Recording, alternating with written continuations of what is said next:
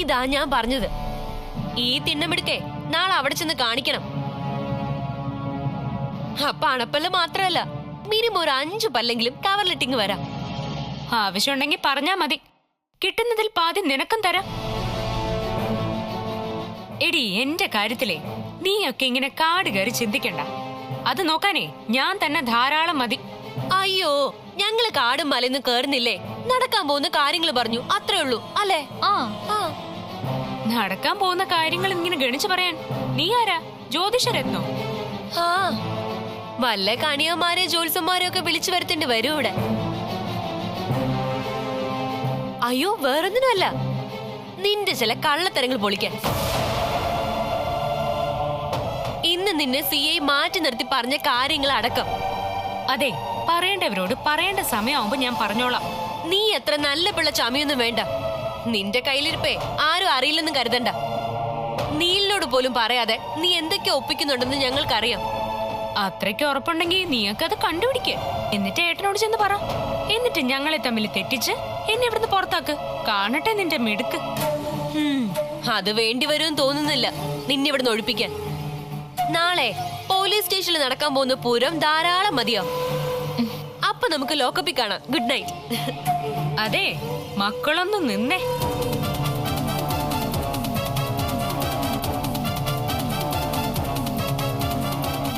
ഇത്രയും അറിവും കഴിവുള്ള കുട്ടികളല്ലേ, ചോറ് തിന്ന പാത്രം കഴുകി വെച്ചിട്ട് പോയാ മതി.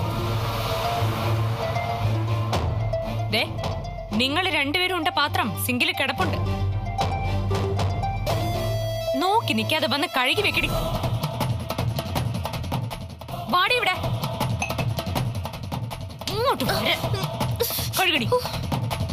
ഇത് ചെയ്തില്ലെങ്കിൽ ഈ പാത്രങ്ങൾ ഇവിടെ കിടക്കും. നാളെ മുതൽ ഭക്ഷണം ഉണ്ടാവില്ല രണ്ടിനും. നീ വെറുതെ ശ്വാസം പിടിച്ച് BP കൂട്ടണ്ട. നാളെ മുതൽ ഞാൻ ലോക്കപ്പിലല്ലേ. അപ്പോ എന്റെ പൊന്നു മക്കളെ, നിങ്ങളാ ഇതൊക്കെ ചെയ്യേണ്ടത്. അതുകൊണ്ടേ ഈ കാര്യങ്ങളൊക്കെ പരിശീലിപ്പിച്ചെടുക്കേണ്ടതേ ഈ ചേച്ചിയുടെ കടമയാ. നിന്റെ പാത്രം നീയും കഴുകി വെച്ചോളണം, കേട്ടല്ലോ? കഴുകടി.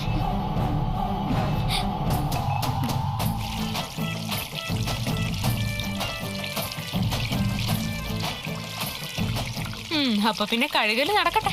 Good night.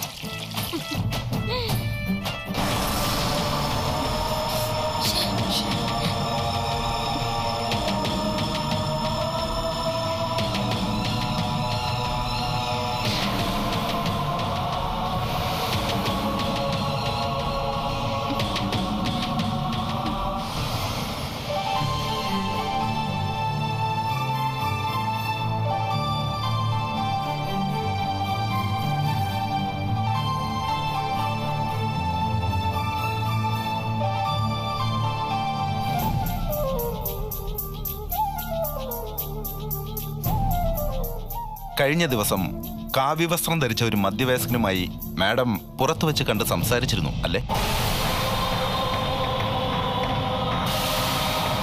ആരായിരുന്നു, എന്തായിരുന്നു നിങ്ങൾ സംസാരിച്ചത്?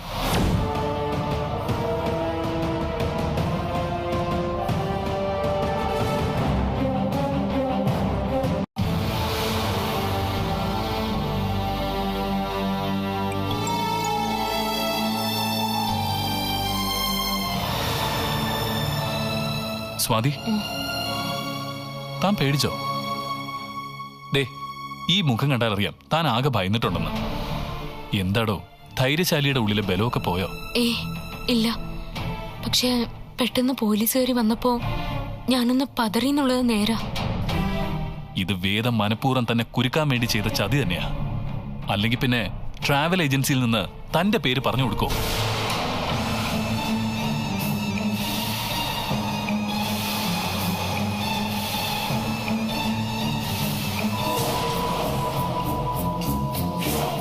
എടോ, താൻ സൂക്ഷിക്കണം. ട്രാവൽ ഏജൻസിയിൽ തന്റെ പേര് പറഞ്ഞതിന് പിന്നിൽ വേദ തനിക്ക് വേണ്ടി എന്തോ ഒരു ചതി മെനഞ്ഞിട്ടുണ്ട്. അത് ഉറപ്പാ.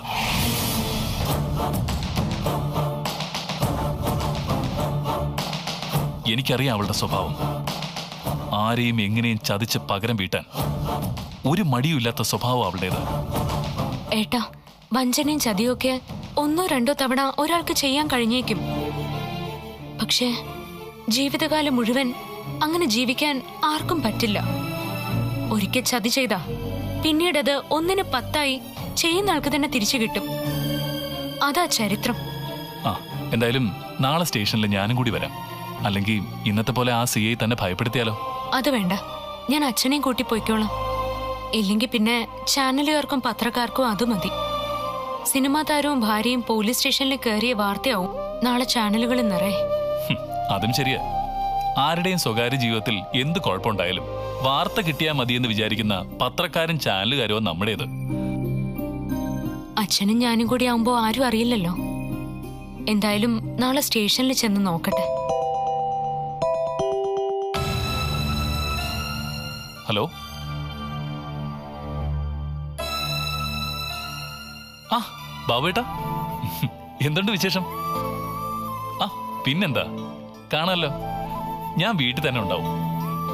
ആ ശരി, രാവിലെ തന്നെ വന്നോളൂ.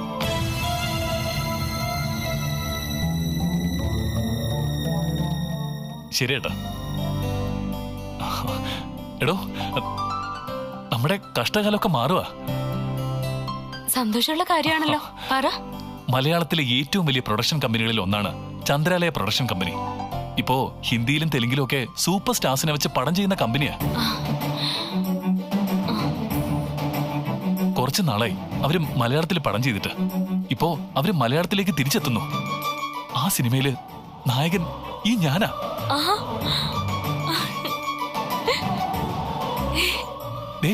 ഇതിൽ പര ഒരു ഭാഗ്യം നമുക്കിനി കിട്ടാനുണ്ടോ?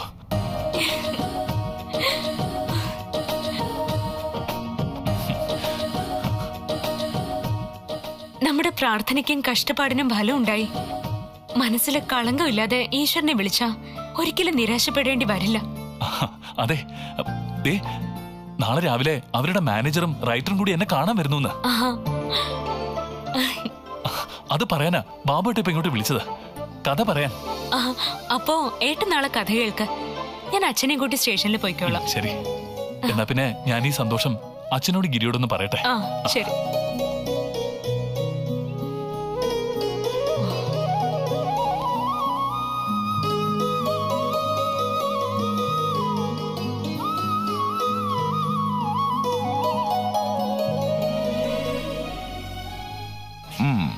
ഏറാടി വൈദ്യൻ ഭയങ്കര മിടുക്കനാ അല്ലേ? ഇനി വരുമ്പോ എന്നെ വന്നൊന്ന് കാണാൻ അദ്ദേഹത്തോട് പറയണം. എനിക്കും ചില മരുന്നുകൾ ആവശ്യമുണ്ട്.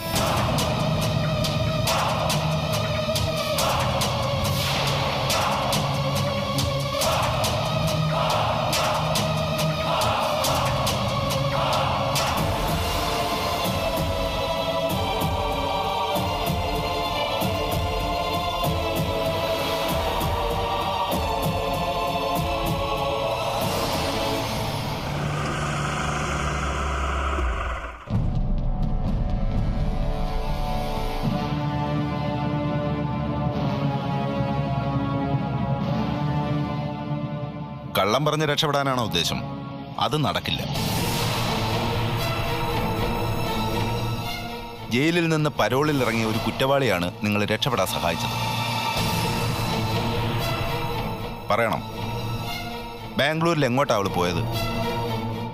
ആരാണ് വേദയെ അവിടെ സഹായിക്കാനുള്ളത്? സർ, അവൾ ഒരിക്കലും അങ്ങനെ ചെയ്യില്ല. ഇത് വേദ മനഃപൂർവ്വം അവളെ കുരുക്കിയതാ. എനിക്ക് നിയമത്തെ ഭയമില്ല സർ, ബഹുമാനേ ഉള്ളൂ. കുറ്റം ചെയ്യുന്നവർക്ക് ശിക്ഷ വാങ്ങിക്കൊടുക്കാനാ പോലീസ്, അല്ലാതെ പാവപ്പെട്ടവരുടെ നെഞ്ചിടിച്ച് കലക്കാനല്ല. സിസിലി, സർ, ഇവക്ക് നിയമമൊക്കെ നന്നായിട്ട് അറിയാവുന്ന. വല്ലതും മനസ്സിലാക്കണമെങ്കിലേ ഇവളോട് ചോദിച്ചാൽ മതി. അതൊക്കെ ഞാൻ വേണ്ട പോലെ ചോദിച്ചോളാം. സാറൊന്ന് കുറച്ച് സമയത്തേക്ക് എന്റെ കയ്യിലോട്ടൊന്ന് വിട്ടു തന്നാ മതി. ഒരു 10 മിനിറ്റ് സമയം മതി. ഇവള് മണി പോലെ സത്യം തുറന്നു പറയും. അയ്യോ, എന്റെ പൊന്ന് സിസിലി, ചതിച്ചേക്കല്ലേ. അറസ്റ്റ് ചെയ്യുന്നവരുടെ ശരീരത്ത് തല്ലാനോ ചവിട്ടാനോ ഒന്നും പാടില്ല. തലയിൽ തൊപ്പി പോവും. പ്രത്യേകിച്ച് നിയമം അരച്ചു കലക്കി കുടിച്ച ഇവരെ പോലുള്ളവരോട് പെരുമാറുമ്പോ സൂക്ഷിക്കണം. അല്ലേ സ്വാതി? സർ, ഞാൻ ഒരു തെറ്റും ചെയ്തിട്ടില്ല. ആ ട്രാവൽ ഏജൻസിയിൽ ഞാൻ പോയിട്ടില്ല. വേദയെ സഹായിക്കാൻ ടിക്കറ്റ് എടുത്ത് കൊടുത്തിട്ടുമില്ല. അവിടെ CCTV ഉണ്ടെങ്കിൽ അത് പരിശോധിച്ചാൽ സാറിന് സത്യം മനസ്സിലാവും. അതൊക്കെ നമുക്ക് തീരുമാനിക്കാം. സിസിലി, സർ. അവനെ വിളിക്ക്. Yes sir. ആദ്യം അവൻ നിന്നെ തിരിച്ചറിയുമെന്ന് നോക്കട്ടെ. CCTV ഒക്കെ അത് കഴിഞ്ഞ് നമുക്ക് പരിശോധിക്കാം.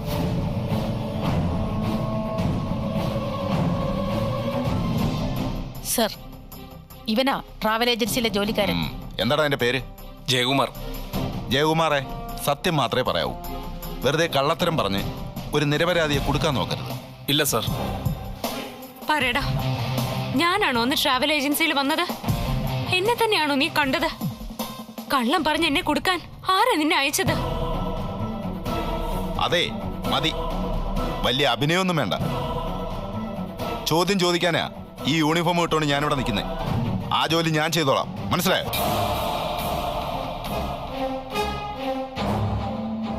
പറയടാ, അന്ന് ട്രാവൽ ഏജൻസിയിൽ വന്ന് വേദയ്ക്ക് വേണ്ടി ടിക്കറ്റ് എടുത്തത് ഇവള് തന്നെയാണോ?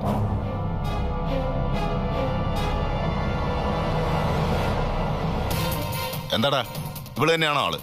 അതെ സാറേ, ഇവര് തന്നെയാ അന്ന് ട്രാവൽ ഏജൻസിയിൽ വന്നത്.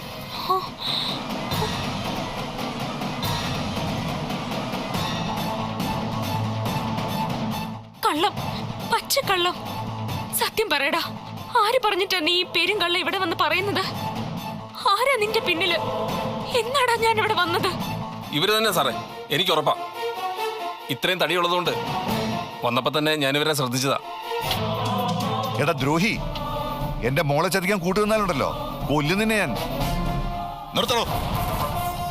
സാക്ഷിയെ ഭീഷണിപ്പെടുത്തുന്നു. തന്നെയൊക്കെ ചുരുട്ടിക്കൂട്ടി ലോക്കപ്പിലാക്കി നല്ല ഉഗ്രം പണി തരേണ്ടതാ. പക്ഷേ ജനമൈത്രി ആയിപ്പോയി. ഇനി ഒരു തവണ കൂടി തന്റെ ശബ്ദം ഉയർന്ന ജനമൈത്രിയൊക്കെ ഞാനങ്ങ് മറക്കും.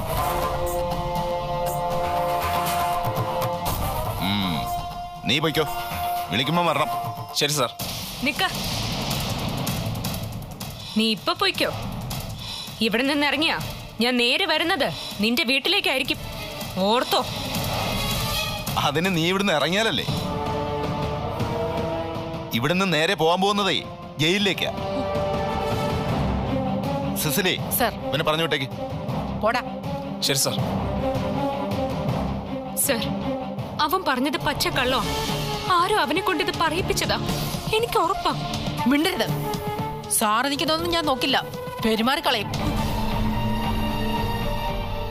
Cicily, remand report തയ്യാറാക്കിയോ?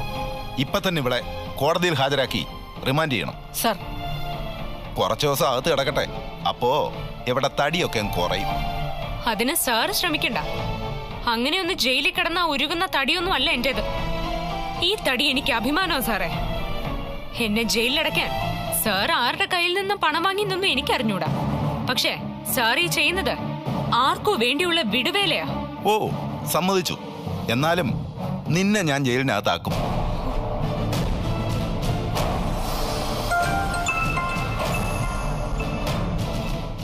Hello madam. ഉണ്ട് മാഡം. അത് പിന്നെ ആ ട്രാവൽ ഏജൻസിയിലെ പയ്യൻ അവളെ തിരിച്ചറിഞ്ഞിട്ടുണ്ട് മാഡം. അത് പിന്നെ ആ പയ്യൻ അങ്ങനെ ഉറപ്പിച്ച് പറയുമ്പോൾ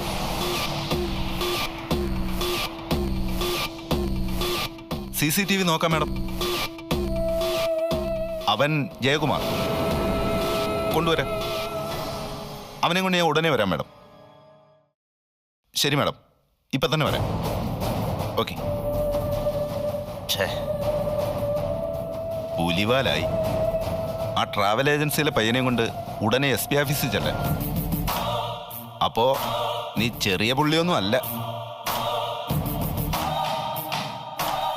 നിനക്കൊക്കെ അങ്ങ് മോളിലാ പിടി. SP ശ്രീലതാ നമ്പ്യാരാ വിളിച്ചത്.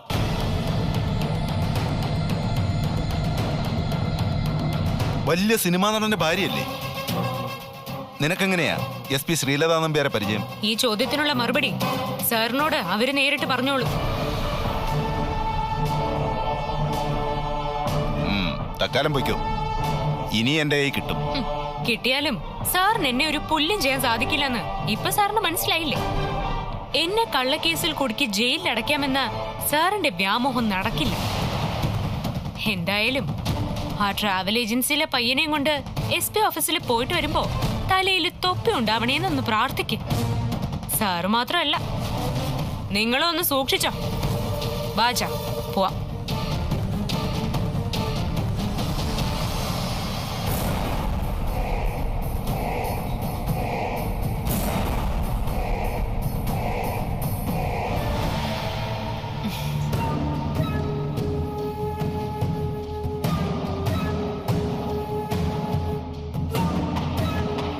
അവളെ ഇപ്പൊ പോലീസുകാരിടിച്ച് ചമ്മന്തിയാക്കി കാണും.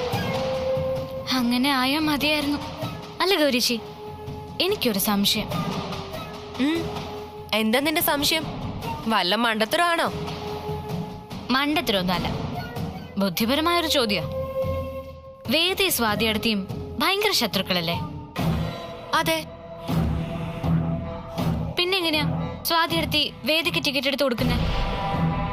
നിങ്ങളുടെ വല്യമ്മയെ കൊലപ്പെടുത്തിയതിന് വേദയെ ജയിലിൽ കയറ്റിയതും ഇതേ സ്വാതിയടുത്ത് തന്നെയാ.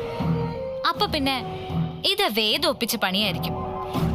ഓടി രക്ഷപ്പെട്ടു പോകുന്നതിനിടയില് ഒരു പാര, അതായിരിക്കും ശരി.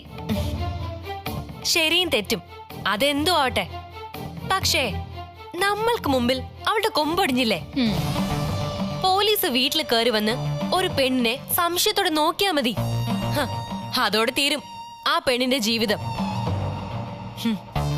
ഇപ്പൊ സ്വാതിയുടെ അവസ്ഥ എന്താ? പരോളിൽ ഇറങ്ങിയ പ്രതിയെ രക്ഷപ്പെടാൻ സഹായിച്ച കൂട്ടുപ്രതി. പോലീസ് അവളെ വെറുതെ വിടുകയോ ജയിലിൽ കിടത്തുകയോ എന്ത് വേണമെങ്കിലും ചെയ്തോട്ടെ, നമുക്കെന്താ ചെയ്തം? ഒന്നുമില്ല. ഇതിൽ നമുക്കുള്ള ലാഭം നമ്മുടെ മുമ്പിൽ അവൾക്കുള്ള പരാജയം മാത്രമാ. സംഗതി കേൾക്കാനൊക്കെ ഒരു സുഖമുണ്ട്. എന്നാലും വെറുതെ സ്റ്റേഷനിൽ കയറിയിട്ട് പോന്നാ മതിയോ? അവർക്ക് നല്ല 2 തല്ല് കിട്ടണ്ടേ? ഇനി കിട്ടിയാൽ തന്നെ നമ്മളതെങ്ങനെ അറിയും? അവർക്ക് അടി കിട്ടിയത് നമ്മൾ അറിഞ്ഞൂന്ന് അവർക്ക് മനസ്സിലാവണ്ടേ?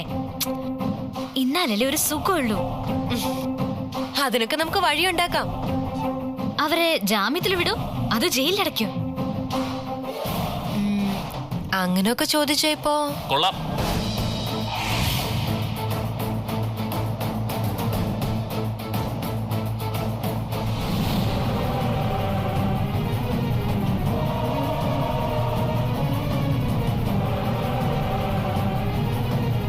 അല്ല, നാത്തൂനും അനിയത്തിയും സ്വന്തം വീട്ടിൽ നിന്ന് ഒരാളെ പോലീസ് സ്റ്റേഷനിൽ വിളിച്ച് ചോദ്യം ചെയ്യുന്നു കേട്ടാ ഇങ്ങനെ തന്നെ സന്തോഷിക്കണം.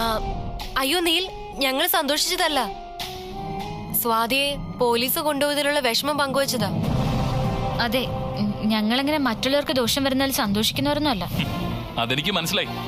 നിങ്ങളുടെ സംസാരം മുഴുവൻ ഞാൻ കേട്ടു. നിങ്ങൾ പറഞ്ഞത് എന്താണെന്നും എനിക്ക് നല്ലതുപോലെ മനസ്സിലായി. ഗൗരി, നന്ദിനി ഈ വീട്ടിൽ വന്ന് കയറിയിട്ട് അധികമായിട്ടില്ല. അതുകൊണ്ട് ഈ വീടിന്റെയും ഇവിടെ ഉള്ളവരുടെയും കാര്യത്തിൽ 100% ആത്മാർത്ഥമായിട്ട് പെരുമാറണമെന്നില്ല. പക്ഷേ ഇത് നിന്റെ വീടാ, നീ ജനിച്ചു വളർന്ന വീട്. ഇവിടെ നിന്നൊരാൾ ജയിലിൽ പോയാൽ അതിന്റെ നാണക്കേട് നിനക്കും കൂടിയാ. അത് നീ ഒരിക്കലും മറക്കരുത്. അയ്യോ നീൽ, ഇനി മേലിൽ സ്വാതിയുടെ കുറ്റവും കുറവൊന്നും ആരും പറയുന്നത് ഞാൻ കേൾക്കരുത്. മനസ്സിലായോ? മനസ്സിലായി. നിന്നെ തല്ലുന്നത് എനിക്ക് ഇഷ്ടമുള്ള കാര്യമല്ല. അതുകൊണ്ടാണ് ഞാൻ ഈ പറയുന്നത്. അത് മനസ്സിലാക്കി ജീവിച്ച നിനക്ക് നല്ലത്.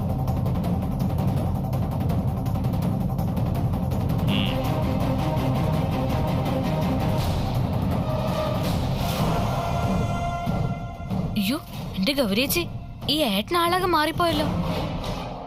ഭാര്യയെക്കുറിച്ച് എന്തോ ഒന്ന് പറഞ്ഞപ്പോ എന്തൊരു രോഷം. ഗൗരിയേച്ചിക്ക് തല്ല് കിട്ടാത്തത് ഭാഗ്യം. പിന്നെ തല്ലും. തല്ലാനിങ്ങോട്ട് വരട്ടെ, കാണിച്ചു കൊടുക്കും ഈ ഗൗരിയുടെ സ്വരൂപം.